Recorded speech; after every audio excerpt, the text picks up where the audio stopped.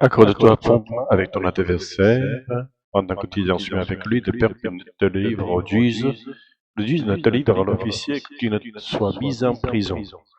Jésus a déclaré en Matthieu 5, 17 qu'il n'était pas venu pour abolir la loi et les prophètes, c'est-à-dire les Écritures de l'Ancien Testament, mais pour les accomplir pleinement.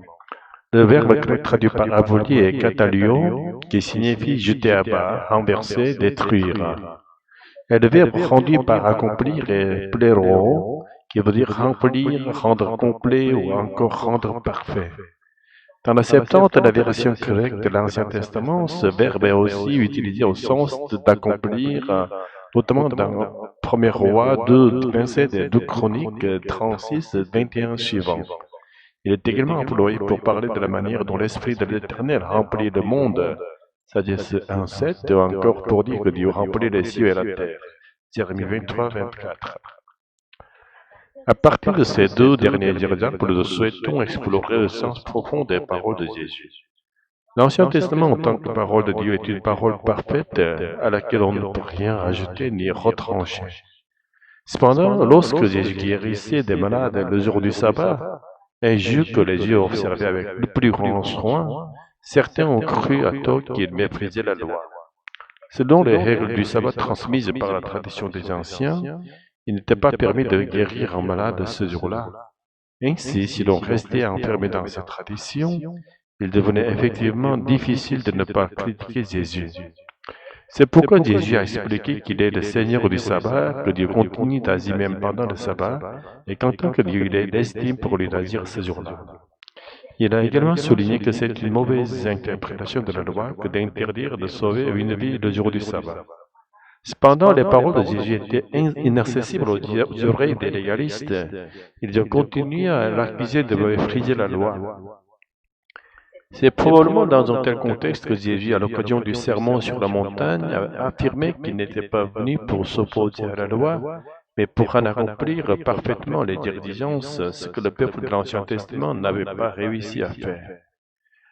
En même temps, Jésus a enseigné que l'accomplissement de la loi de l'Ancien Testament ne consiste pas simplement à une obéissance extérieure, mais qui ne se réalise que lorsqu'elle est observée du fond du cœur. La loi disait, tu ne tueras point, mais la véritable volonté de Dieu, c'est que nous ne nourrissions même pas d'hostilité envers les autres, car cela équivaut aux yeux de Dieu à un meurtre. Autrement dit, nous ne devons jamais faire de personne notre adversaire. Mais nous le savons trop bien. Il est déjà difficile d'observer la loi extérieurement et il est quasiment impossible de l'accomplir intérieurement. C'est pourquoi tout doit commencer par la reconnaissance de notre incapacité à y parvenir par nos propres forces. Ce n'est pas nous, mais le Saint-Esprit qui est venu habiter en nous et remplir le monde tout entier par Jésus-Christ qui a accompli la loi de Dieu. Notre rôle se limite à livrer notre vie au Saint-Esprit pour participer à son œuvre. Or, livrer notre vie ainsi n'est pas chose possible par nos propres forces. Pour nous sauver, Jésus a donné sa vie, montrant par là que le chemin de la croix est le chemin qui donne la vie. Mais nous ne sommes pas appelés à livrer notre vie à la croix, mais au Saint-Esprit. Autrement dit, nous n'avons pas à nous jeter dans les souffrances de la croix, mais à nous abandonner dans les bras du Saint-Esprit, plein de grâce. Jésus s'est offert à la croix, mais nous, pécheurs insensés, n'arrivons même pas à nous livrer à l'esprit de paix et de miséricorde. Quelle folie! Et sans la grâce de Dieu, il est impossible de se produise en nous cette offrande de soi. Seigneur, viens à nous dans une grâce abondante, à nous qui soupirons et soupirons encore après ta grâce. Alléluia. Amen.